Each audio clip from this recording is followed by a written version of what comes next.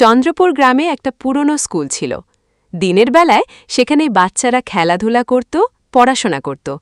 কিন্তু রাত নামলেই স্কুলটাকে অদ্ভুত এক ভুতুড়ে জায়গা মনে হতো। রাজু আর সুমন রাতে চ্যালেঞ্জ নিয়ে স্কুলে ঢুকতে গেল।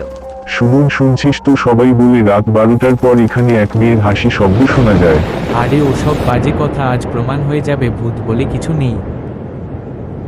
ওরা ভেতরে ঢুকতেই যেন ঠান্ডা হাওয়া বয়ে গেল, এক অদ্ভুত গন্ধ, আর দূরে কার যেন ফিসফিসানি।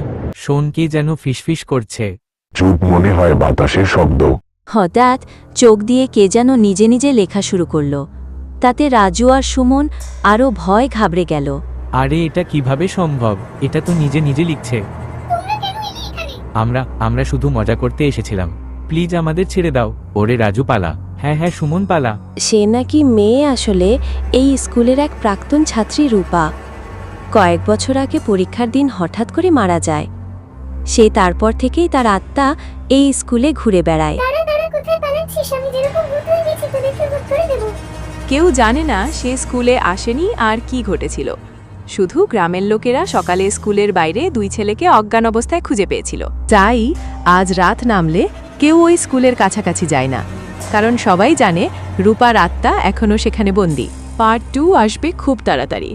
সবাই সাবস্ক্রাইব করে, লাইক করে আর কমেন্ট করে জানান যে পার্ট 2 লাগবে।